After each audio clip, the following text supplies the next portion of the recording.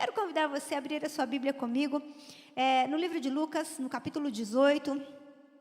Lucas, capítulo 18, verso 1. Enquanto você abre aí, né,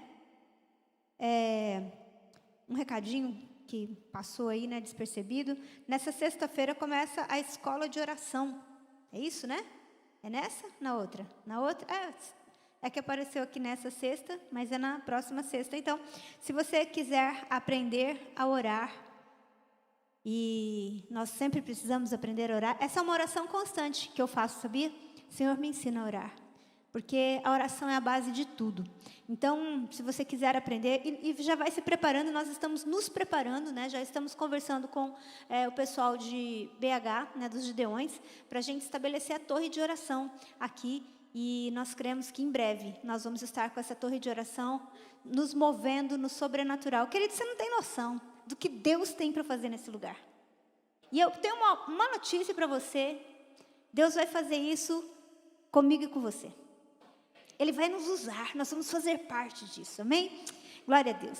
Lucas capítulo 18, a partir do verso 1 até o versículo 8, disse assim: Disse-lhes Jesus uma parábola sobre o dever de orar sempre e nunca esmorecer. Havia em certa cidade um juiz que não temia Deus, nem respeitava homem algum. Havia também naquela mesma cidade uma viúva que vinha ter com ele, dizendo: julga minha causa contra o meu adversário. Ele, por algum tempo, não a quis atender, mas depois disse consigo: bem que eu não temo a Deus, nem respeito a homem algum. Todavia, como essa viúva me importuna, julgarei a sua causa, para não suceder que, por fim, venha a molestar-me. Então disse o Senhor: considerai no que diz esse juiz iníquo. Não fará Deus justiça aos seus escolhidos, que a Ele clamam dia e noite, embora pareça demorado em defendê-los? Digo-vos que depressa lhes fará justiça. Contudo, quando vier o Filho do Homem, achará porventura fé na terra? Amém? Você quer que o Senhor fale com você nessa noite? Então feche os seus olhos, vamos pedir isso para Ele. Peça para o Senhor falar com você. Pai, nós estamos aqui nessa noite com o objetivo de adorar ao Senhor, de termos um encontro com o Senhor. Nós saímos das nossas casas para isso. E nós sabemos que nesse encontro nós podemos nos render diante de Ti e Te adorar. Mas nós sabemos que nesse encontro nós podemos ouvir a Tua voz. E é isso que eu quero te pedir nessa noite, Pai. Fala ao nosso coração. Fala aquilo que só o Senhor pode falar. Faz aquilo que só o Senhor pode fazer. Vai onde as minhas palavras não conseguem chegar. Vem com o Teu sobrenatural nessa noite, Deus, no nome de Jesus. Pai, que essa noite seja um divisor de águas na nossa vida. Pai, que essa palavra possa entrar como uma espada cortante que ela é. Uma espada que sabe dividir, que consegue dividir os pensamentos das intenções do coração. E que essa palavra possa entrar realmente nos marcando, e que essa noite, esse dia, seja um divisor de águas para nós, acerca daquilo que vamos aprender do Senhor, porque é do Senhor que nós estamos aprendendo. Nós recebemos isso, nós dizemos que o nosso coração está pronto, que a nossa mente está alerta para receber do Senhor. E na autoridade que há no nome de Jesus, eu repreendo toda astúcia do inferno, no sentido de querer roubar essa palavra. Mas eu declaro que nós estamos prontos, Pai. Que cada coração, cada mente aqui, cada pessoa que está nos assistindo pelas redes sociais, estão prontas, no nome de Jesus. Amém? Glória a Deus. Queridos, eu já li esse texto e você também já deve ter ouvido muitas vezes pregações acerca desse texto. E uma das coisas que sempre me chama a atenção é que Jesus, quando ele conta essa parábola, ele começa explicando o porquê que ele vai fazer isso. Qual a razão dessa parábola? Isso não era muito comum na maneira de Jesus ensinar. Ele normalmente contava uma parábola e depois os discípulos vinham perguntar para ele o que aquilo significava. Ou então ele mesmo chamava os discípulos e perguntava para eles: vocês entenderam o que eu quis dizer? Só que aqui em Lucas 18:1, a Bíblia diz que Jesus, ele conta uma parábola com o intuito, né? Vamos ver o versículo 1 lá? Olha só o que diz o versículo 1. Jesus disse-lhes uma parábola sobre o dever de orar sempre e nunca desanimar, nunca esmorecer. Então, o objetivo de Jesus contar essa parábola era para animar os discípulos. Tem algum discípulo de Jesus aqui? Então, o objetivo de Jesus era falar com eles e falar conosco sobre o dever de orar sempre e não desanimar. E então, Jesus, ele conta uma parábola sobre uma viúva, ou seja, uma pessoa que não tinha ninguém por ela. Uma viúva é uma pessoa sozinha, e que essa viúva, ela tenta buscar os seus direitos junto a um juiz iníquo, uma pessoa que não tinha temor de nada e de ninguém, alguém que tinha todos os motivos para não fazer justiça, para não fazer nada para alguém. Mas a Bíblia diz que essa mulher fica lá tentando falar com ele, conseguir o seu pleito, até que de tal maneira, no versículo 5 ele fala: todavia, como essa viúva me importuna, eu julgarei a sua causa. Para quê? Para que ela não fique me molestando, para que ela não me incomode.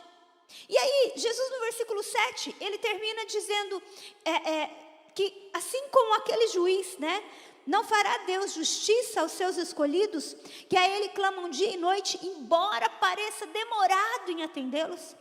Então, ele está dizendo assim: olha, se esse juiz que é iníquo, Jesus não está comparando Deus com um juiz iníquo, entenda bem. Ele está dizendo que se um juiz iníquo, ele vai fazer alguma coisa, quanto mais o nosso Deus que é bom. Ele está dizendo: Deus vai fazer justiça. Agora, ele fala mesmo que pareça demorado. Então, existem algumas coisas que, às vezes, vai demorar um pouquinho para acontecer, mas vai acontecer. Agora, a grande questão, queridos, está no versículo 8, que ele diz assim, ó: digo-vos que depressa lhes fará justiça. Ou seja, ele está dizendo assim, ó, eu quero dizer uma coisa para vocês: Deus vai responder a oração dos seus filhos. Deus vai responder a oração dos seus filhos. Mas o versículo não termina aí. Diz assim, ó: contudo, quando o Filho do Homem vier, será que ainda encontrará fé sobre a terra? E aí a gente fica pensando, mas por que Jesus está falando isso? Queridos, tudo o que acontece no reino do Espírito é movido pela fé. É tão bonitinho, o pastor Marcos estava falando sobre isso no domingo, né? E já falou isso diversas vezes. É tão interessante nós falarmos assim, olha, né, a gente está chorando, quem sabe Deus se comova. Queridos, o que move o coração de Deus é a fé. Então, eu preciso dizer algo para você nessa noite. Tudo que Satanás quer é roubar a fé do nosso coração. Porque a partir do momento que não há fé no nosso coração, nós não nos movemos na direção de Deus. Nós não oramos, nós não nos movemos para que as coisas sobrenaturais aconteçam na nossa vida. Então Jesus está dizendo isso. Olha, Deus não muda, Ele é sempre bom, Ele sempre vai responder. Mas será que a fé ainda vai ser achada? Será que ainda haverão pessoas cujos corações vão se mover em fé? Nós precisamos entender isso. Tudo que acontece no reino do Espírito acontece pela fé. Meu irmão, não é nada, não é o meu rostinho bonito, não é o meu jeito de ser, não é porque eu sou bom, nada disso. O que move o reino dos céus é a fé.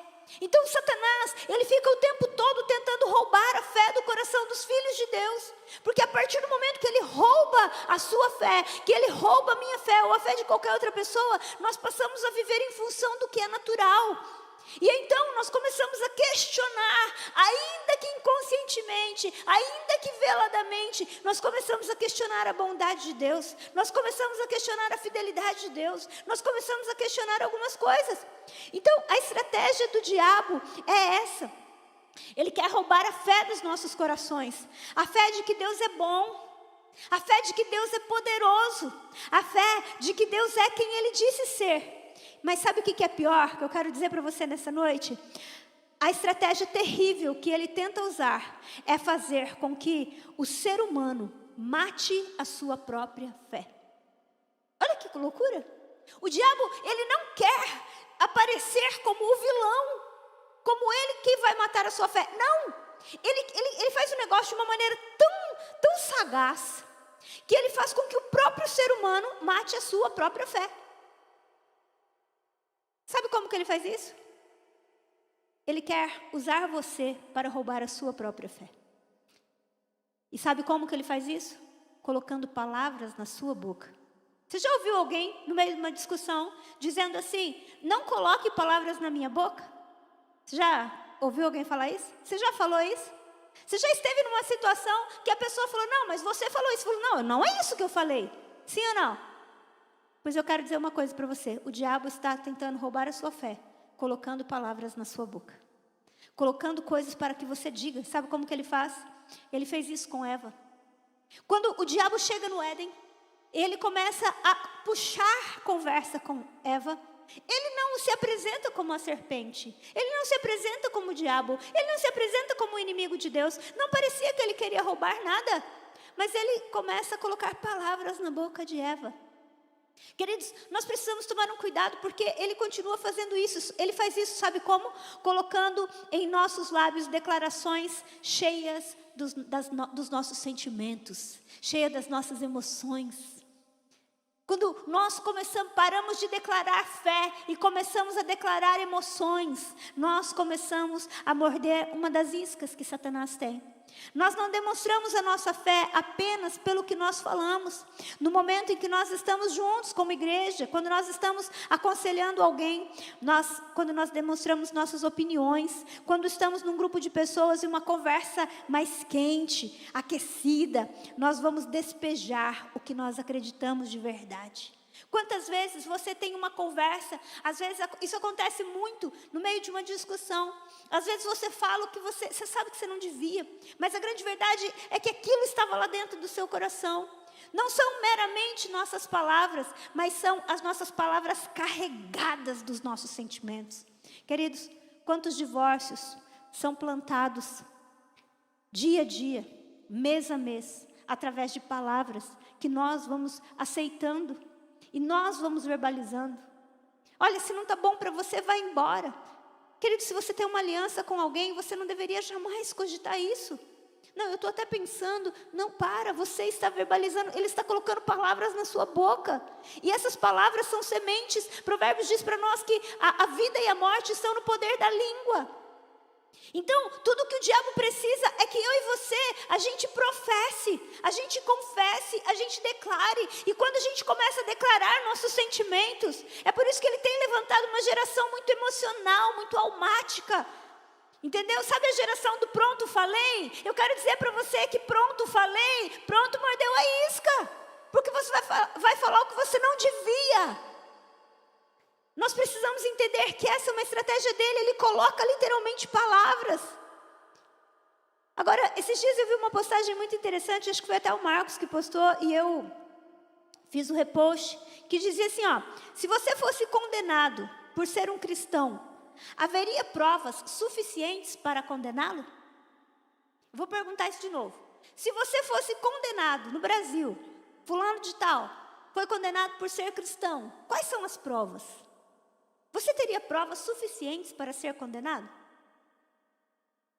Agora, se nós pudéssemos analisar esse princípio para a fé, se a nossa fé fosse avaliada pelas nossas palavras, o que é que as nossas palavras estão falando acerca da nossa fé? Porque do mesmo jeito que o nosso comportamento, as nossas atitudes, as nossas palavras, as nossas postagens, as nossas discussões, entenda isso, não é o que eu falo no meio de uma reunião de oração, não é o que eu falo quando eu pego o microfone, quando eu estou com o microfone na mão, é o que eu falo na hora que o meu coração está quente, na hora ali de determinadas circunstâncias, na hora da dor, na hora do calor da situação. Jesus, ele diz no final desse texto: Deus não muda, Deus é fiel, é certo que Ele virá, mas será que Ele vai encontrar fé na terra? Querido, como é que está a nossa fé? Será que Satanás não tem roubado a nossa fé? Será que nós temos construído uma fé abalável, que pode ser roubada a qualquer momento, porque nós estamos confessando sentimentos, nós estamos confessando emoções? Se de repente você é uma pessoa que foi construída à base do medo, à base, da escassez, e você tem o medo no seu coração, e o medo dirige você, então você tem medo do futuro, você não vai confessar o medo, estou com medo, mas você vai começar a confessar outras coisas. Será que vai ter? Olha, eu acho que não vai ter. Olha, eu acho que vai acabar. Entende? Nós começamos a confessar emoções, nós começamos a confessar sentimentos, nós começamos a confessar tudo, menos fé. Se a oração demonstra em quem nós cremos, você sabia disso? Que quando você ora, você quer saber um termômetro da sua fé? É a sua vida de oração, é a nossa vida de oração. Por quê? Porque se eu creio que Deus é quem Ele diz que é, então eu oro. Porque, entenda algo. Se você tem 300 mil, tá? Não, vamos lá, vamos arredondar para 500. Você tem 500 mil para comprar um carro. Você precisa de fé para comprar esse carro? Sim ou não? Não, porque você tem dinheiro, não é? Agora, se você tem 50 mil, mas o seu sonho de consumo é um carro de 100 mil, você precisa de fé para comprar esse carro? Sim. E se eu preciso de fé, e quem vai responder a minha oração de fé é o Senhor, eu vou orar ou não vou orar? Vou orar. Então, se nós oramos, a nossa vida de oração demonstra a nossa fé. Em quem nós cremos? Se eu creio no Senhor ou se eu creio em mim mesmo. Agora, as minhas palavras demonstram como eu creio. As minhas confissões demonstram o que eu creio. Gente, será que eu creio mesmo? Porque às vezes a gente, na hora da oração, a gente ora, pede para Deus, Deus transforma minha mãe, Deus muda meu irmão, Deus muda aquela situação, Senhor, olha para a vida da minha liderança, Deus abençoa o meu marido, Senhor, olha para a dificuldade que ele está tendo. Só que aí, na primeira oportunidade que eu tenho, eu olho para ele e falo assim, você não vai mudar nunca. Você está entendendo como que a gente faz? Você não vai mudar nunca, você sempre foi assim, e você vai continuar sendo assim. Oxi! Mas tu não orou lá no seu secreto, meu filho, minha filha, pedindo, Deus, muda meu marido, muda minha esposa, Deus, o Senhor é poderoso para transformar. Aí você vem, fala e confessa, declara sobre a vida dele, você não vai mudar nunca, você vai ser assim para sempre. Você está entendendo que são as nossas confissões que declaram a nossa fé? De repente você ora para Deus transformar a sua vida financeira. Deus, eu preciso de uma transformação. Só que no dia a dia, a sua confissão, nunca dá certo. Para mim as coisas sempre foram assim. Sempre são assim. Nunca dá nada certo na minha vida. Você está entendendo? Que a sua confissão, o diabo está colocando palavras na sua boca. E você está engolindo essas palavras. E você está plantando sobre a sua vida. É exatamente essa a estratégia dele. E isso rouba a nossa fé sem a gente perceber. Sabe por quê? Porque à medida que eu começo a pensar que eu sou um Zé Ninguém, eu começo a falar que eu sou um Zé Ninguém, eu vou começar a sentir que eu sou um Zé Ninguém, e daqui a pouco eu vou agir como um Zé Ninguém, e essa vai ser a minha realidade. Então, o que nós precisamos entender, queridos, é que o diabo, ele quer que nós tenhamos uma confissão o tempo todo. A nossa confissão é uma demonstração do que nós cremos de verdade. Então, às vezes, ele nos coloca em circunstância para que nós possamos gerar o nosso futuro, liberando nossa fé através das nossas palavras, sem percebermos o que nós estamos fazendo. Às vezes, você está numa circunstância que você está se sentindo tão diminuído, tão pequeno, diante daquela circunstância.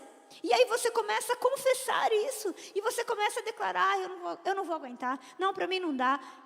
É exatamente isso que ele quer, que você confesse sentimento. Diga comigo, quem confessa sentimento, não confessa fé. Diga, quem confessa sentimento, vai ter a sua fé roubada. Eu não estou falando para você que você não pode verbalizar o que você sente, não é isso. Mas o que eu estou querendo dizer para você é que você não pode fazer do seu sentimento aquilo que você é. Você não pode fazer do sentimento de uma circunstância aquilo que a sua esposa é, aquilo que seu marido é, aquilo que o seu trabalho é, aquilo que a sua casa é. Sabe, um exemplo muito claro para nós está lá em Lucas capítulo 4. Aqui ainda em Lucas, nós lemos o 18, lá no capítulo 4. A partir do versículo 1, quando Jesus ele é tentado pelo diabo.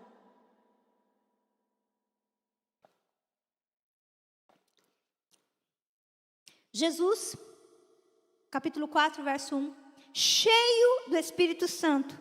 Como é que Jesus estava? Ele voltou do Jordão e foi guiado pelo mesmo Espírito ao deserto, durante 40 dias, sendo tentado pelo diabo. Nada comeu naqueles dias, ao fim dos quais teve fome. Disse-lhe então o diabo, se és o Filho de Deus, manda que essa pedra se transforme em pão. Mas Jesus lhe respondeu, sai daqui, diabo. Foi isso que ele fez? Nossa, eu estou aqui, estou com fome, nossa, e agora vem e me aparece. Não. Ele disse, está escrito, não só de pão viverá o homem. Será que a Jesus não tinha inteligência o suficiente para ter um outro tipo de argumento? Será que Jesus não tinha uma frase coerente para enfrentar o diabo? Não, gente. Jesus, ele estava no seu momento de maior fragilidade. Depois de 40 dias de jejum, você não vai estar só com fome. Você vai estar fraco. Você vai estar cansado. Você vai estar debilitado. Sozinho, no deserto. Eu não sei se você já experimentou um período de jejum longo. De alimentos mesmo, assim, só de água. A Bíblia diz que ele teve fome, então provavelmente ele tomou água. Agora, além dele estar em jejum, tanto Lucas quanto Mateus dão a entender que ele não foi tentado pelo diabo somente naquelas falas. Gente, você imagina você já esteve num lugar opressor? Você falou, nossa, que lugar, uma opressão naquele lugar, você já sentiu? Agora, você já imaginou você estar em um lugar onde o próprio diabo está ali? Será que é opressor? Imagina você sozinho em um lugar onde o diabo está presente. Onde não tem ninguém para você conversar, para orar com você. Imagina você com fome. Imagina, depois quando você faz um jejum longo, você não consegue dormir, sabia? Porque você começa a ficar fraco e você não sente sono. Então, Jesus estava cansado, ele estava debilitado, no momento da sua maior fragilidade. O diabo aparece e Jesus podia confessar o seu sentimento. Jesus podia chorar. Sabe o que Jesus faz? Ele fala a palavra. Ele confessa a palavra. Porque o diabo não conseguiu arrancar dele uma confissão de sentimento. Querido, deixa eu falar uma coisa para você. Nós temos um jogo de palavra aqui. O diabo quer colocar palavras na boca de Jesus. Mas não apenas palavras. Ele quer colocar sentimento. Ele quer que ele verbalize. Nossa, eu estou com fome e agora, sabe, Deus me abandonou. Por que Deus não mandou um anjo aqui? Não. É objetivo. Está escrito. Sabe por que Jesus ele cita a palavra? Porque a palavra de Deus, ela está acima dos nossos sentimentos. E a palavra de Deus é a linguagem do céu. Você está achando que Deus deixou uma Bíblia, a palavra de Deus para mim e para você, para a gente ver um amontoado de histórias? Queridos, não.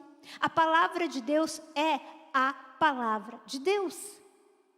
Ela só está registrada para que a gente possa ler. Veja, Jesus disse assim, está escrito, nem só de pão vive o homem, mas de toda a palavra que sai da boca de Deus. Ele não discute, ele não argumenta, ele usa a palavra de Deus. Sabe por quê?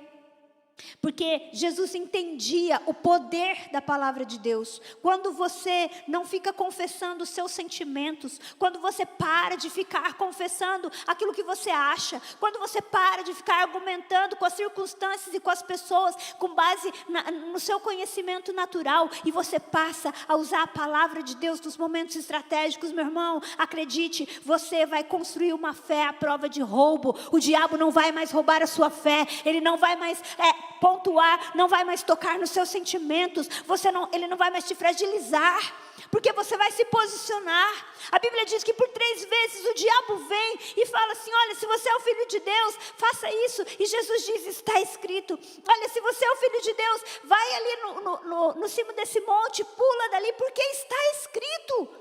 Só que ele usa a palavra fora do contexto, ele cita o Salmo 91, e no Salmo 91, não é você que dá ordem para os anjos, mas é Deus quem dá ordem aos seus anjos. E ele diz, mas também está escrito, ele só usa a palavra.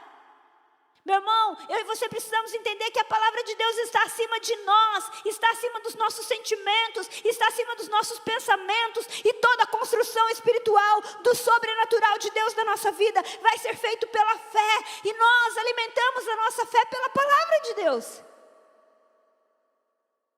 Se a nossa confissão de fé for baseada na palavra de Deus, nós não vamos ser roubados. Mas se forem sentimentos, daqui a pouco você vai estar acreditando naquilo que você sente. Vai ser mais real o que você sente do que a palavra de Deus. 1 Pedro capítulo 1, versículo 24 e 25. Olha o que Pedro diz para nós.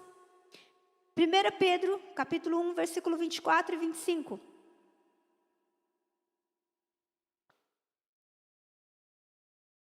Pois toda a carne é como a erva, e toda a sua glória como a flor da erva. Seca-se a erva e cai a sua flor. A palavra do Senhor, porém, permanece eternamente. Ele está dizendo o seguinte: olha, toda carne, todo ser humano é tão forte como uma erva do campo. E toda a sua glória, né? Toda a sua juventude, a sua beleza, tudo aquilo que você pode dizer que é uma glória de uma vida, é como a flor da erva. A erva seca, ou seja, o tempo passa, a erva vai secar, a sua glória vai passar. Mas o versículo 25, ele diz assim, ó: mas a palavra do Senhor, ela permanece para sempre. Sabe, Pedro está dizendo assim: deixa eu dizer algo para você. A palavra de Deus é maior do que você. A palavra de Deus é maior do que eu e você. E se nós entendermos isso, queridos, nós vamos começar a ter fome da palavra de Deus. A gente vai ler a palavra de Deus com vontade ou sem vontade. A gente vai encher o nosso coração da palavra de Deus, porque no dia da adversidade, no dia em que o dia mal chegar, nós vamos ter algo para confessar. E nós não vamos ficar confessando a nossa pequenez, nós não vamos confessar a nossa instabilidade, nós não vamos confessar os nossos sentimentos, nós vamos confessar o que a palavra de Deus diz, aquilo que está escrito, e Satanás não vai roubar a nossa fé. E porque ele não vai roubar a nossa fé, nós vamos perseverar. Porque Jesus disse para nós nessa parábola: é certo que ele virá, é certo que o Senhor vai responder a oração, ainda que pareça demorado. Mas o que o Senhor precisa encontrar é a fé no nosso coração. E o diabo sabe disso. Então eu quero dizer algo para você, querido: o diabo quer roubar a sua fé.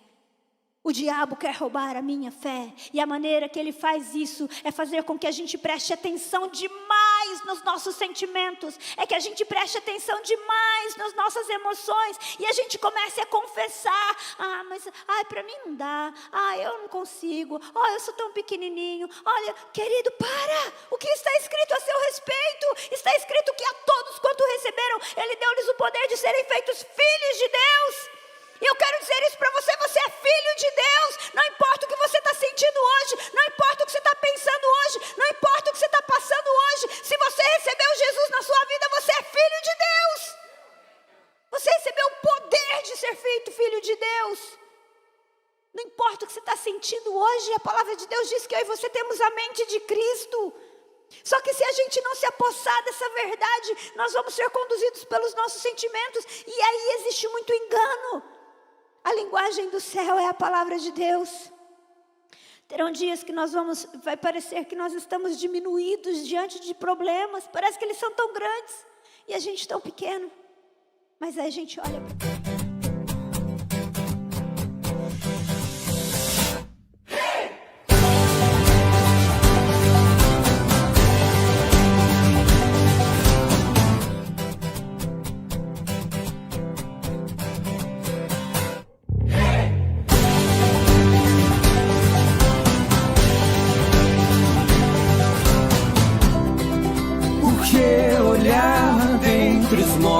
quem vivo está.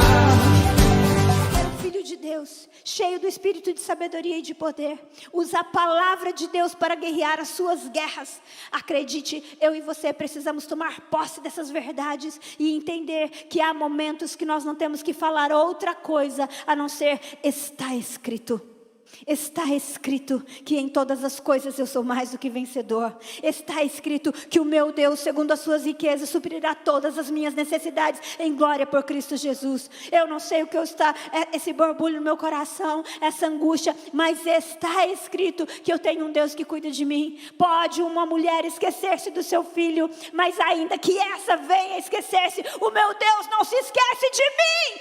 É isso que está escrito. E essa verdade é maior. Essa verdade é mais forte do que o que eu sinto. Essa verdade é maior do que eu mesmo. Essa verdade é mais forte do que o que eu penso. Você é o que Deus diz que você é. Mas você precisa confessar. Você precisa dizer isso. Porque se você não disser o que a palavra de Deus diz, você vai falar os teus sentimentos. A sua confissão vai ser aquilo que Satanás vai colocando as suas setas envenenadas. Meu irmão, nós precisamos entender. Agora veja, Jesus cita a palavra de Deus escrita como defesa e como ataque. E é isso que Paulo fala em Efésios 6, 17 e 18. Acerca da palavra de Deus. Efésios capítulo 6, versículo 17. Olha isso.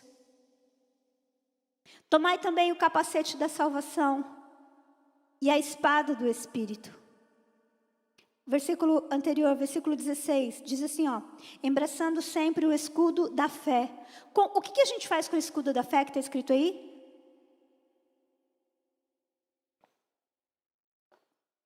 Com o qual poderão apagar todos os dardos inflamados do maligno. Você sabe como que você apaga os dardos inflamados do maligno? Com a fé. Agora, como é que eu alimento a minha fé? Pela palavra. E aí é o versículo que nós íamos ler, versículo 17. Toma também o capacete da salvação e a espada do Espírito, que é a palavra de Deus. Meu irmão, quando você usa a palavra, você dá para o Espírito Santo a munição que ele precisa. Porque a espada é de quem? O que está escrito no versículo 17? Me ajuda aí. A espada é? A espada é de quem? A espada é do Espírito. Quando você se enche da palavra, você dá munição para o Espírito Santo guerrear as tuas guerras. E aí você confessa o que Deus fala. Você fala a linguagem do céu. E isso enche o seu coração de fé. E quando você enche o seu coração de fé, versículo 16, você apaga todos os dardos inflamados do maligno. O diabo quer roubar a nossa fé. Nós precisamos construir uma fé à prova de roubo. E a maneira que nós temos de construir uma fé à prova de roubo é enchendo o nosso coração com a palavra de Deus. É encher a nossa boca do que a palavra de Deus diz. Meu irmão, não é fora de moda falar o que está escrito. O diabo está tentando levantar uma geração que só quer falar dos seus pensamentos, dos seus sentimentos. É só nós olharmos para as redes sociais que nós vamos ver isso. A pessoa, o que ela sente, ela posta lá. Para com isso de abrir o seu coração nesses lugares. Você não devia abrir seu coração nem para determinadas pessoas. Quem dirá dessa forma? Você é, querido, sonhado por Deus. Deus plantou dons em você. Você tem o Espírito Santo habitando dentro de você. Sabe, alguns dias atrás, algum tempo atrás, alguns anos atrás, eu tive um quadro de fadiga crônica, uma síndrome de burnout. E, gente, dá um cansaço que é fora da curva, não é um cansaço normal, é uma fadiga. Dói tudo. Dói cada osso, dói, parece que até os órgãos internos da gente dói de um cansaço inexplicável. E nesse período, alguns anos atrás, que eu comecei a sentir isso novamente. Sabe o que eu fiz? Eu fui para a palavra. Salmo 103, verso 1 em diante, diz assim: bendize a minha alma ao Senhor, e tudo que é em mim, bendiga o seu santo nome. Bendize a minha alma ao Senhor, e não se esqueça de nenhum dos seus benefícios, porque é Ele quem perdoa todas as minhas falhas, todos os meus pecados. É Ele quem sara todas as minhas enfermidades. É Ele quem livra minha alma da perdição e quem coroa a minha cabeça de graça e misericórdia. É Ele que enche a minha boca de bens, de sorte que a minha mocidade se renova como a da águia. E então eu comecei a declarar isso, falar: Senhor, obrigada porque eu sou perdoada. Eu sou perdoada porque a tua palavra diz que o Senhor perdoa todos os meus pecados. Mas eu também sou sarada porque esse texto diz que está escrito que o Senhor sara todas as minhas enfermidades. Mas, Senhor, eu sou suprida porque esse texto diz que o Senhor enche a minha boca de bens, de sorte que a minha mocidade se renova como a da águia. E essa é a minha confissão. E essa foi a minha confissão. Queridos, até o momento em que eu pude ver o mover do Senhor. Deixa eu dizer algo para você. Vai ter dias que sim, você vai precisar ir no médico. Vai ter dias que sim, você vai precisar de uma cura, de um remédio. Mas não deixe que nenhuma circunstância roube a sua fé. Não é porque Deus não curou você da maneira que você queria. Não é porque o Senhor não interviu no momento em que você queria. Permaneça firme na palavra. Continue confessando quem Ele é. E sabe de uma coisa? Ele é bom. E a sua misericórdia dura para sempre. Não importa o que eu estou pensando, não importa o que eu estou sentindo, Ele continua sendo bom. Ele continua sendo o mesmo. Ele continua sendo grande. Ele continua sendo poderoso. E em mim, Ele vai encontrar o mesmo coração que Ele encontrou nos amigos de Daniel. Ele tem poder para me tirar da fornalha, mas se Ele não fizer, Ele continua sendo Deus da minha vida. É diante dEle que eu vou adorar, e nada vai roubar a minha fé, nada vai roubar o meu coração. Quando o Senhor voltar, o meu coração não precisa estar esfriado, porque Ele vai, nos meus lábios vai estar, está escrito, está escrito, está escrito, porque essa palavra, ela é maior do que eu, ela é maior do que você. Coloque-se em pé onde você está. Você é mais do que vencedor em todas as coisas. Está escrito, em todas essas coisas nós somos mais do que vencedores. Eu não sei como você chegou aqui nessa noite. Eu não sei como está o seu coração, mas eu quero dizer algo para você. Há uma palavra de Deus escrita, que Ele deixou escrita, para dizer que você é mais do que vencedor.